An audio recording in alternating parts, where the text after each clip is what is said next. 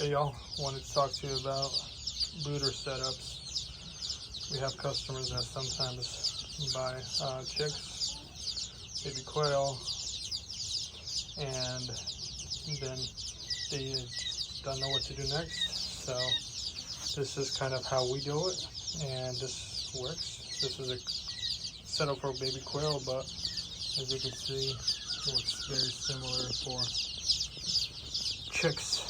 And so with quail, at day-olds, and over here you see 3-day-olds and 10-day-olds. There's about 120 quail here in this setup, and we're super happy. That little guy, I'm pretty sure, is sleeping. See right there. Yeah, they'll be sleeping like that. And at a day old, they really do not regulate heat well. At 2 days old, and, you know, if they survive the first few days, quail will be fine. But usually, when they're really small, you want to keep the heat pad really low, and so they could basically touch the heat pad. They could get under there, and you see right now she lifted it a little bit because it's warm outside. But when they were just a day old, we had that pad, you know, about an inch and a half closer, so it was on the first leg. And when you do it that way, you're going to just save a lot of quail. And when they, sometimes a quail will be like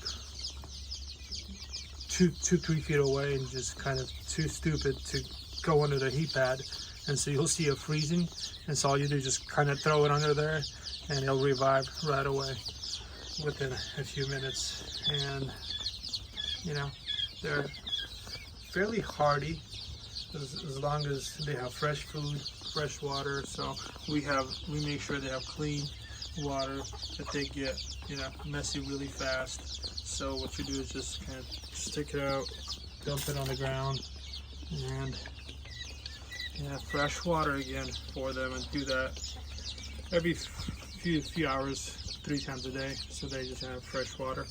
And so our belief here is if they have fresh food, fresh water, they'll do great. And this size here it's a 6 foot by almost 4 foot brooder, and it's enough to house over 100 quail. As soon as they get a little older, we move them into different pens. But we close it. See, like right there, it closes, because even at 10-day-old, a week old, they'll start jumping out. So if you have a brooder box, make sure there is a lid for it, because then you'll have to be making it an emergency lid. But if you have a lid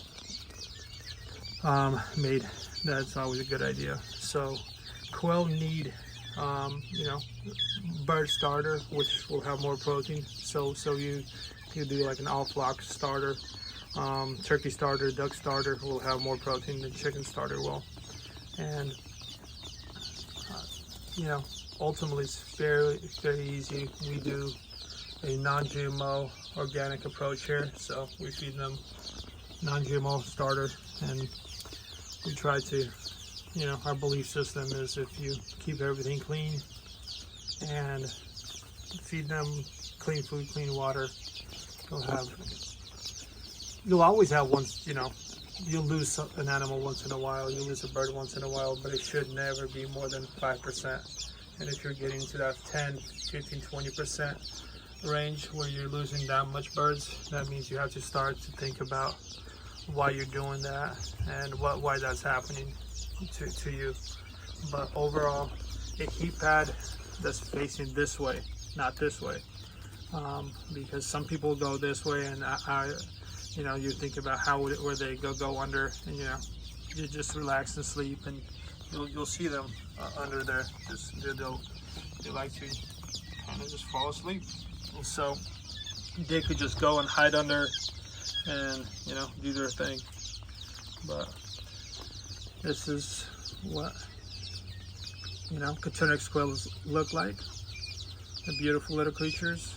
And so just make sure you set up your brooder that it looks something like this, with plenty of food and water and then warmth. And that's really all it is. It's super, super basic. Y'all have a good week. And if you have any questions, let me know. Or comments, still let me know. Because we're learning just like you are.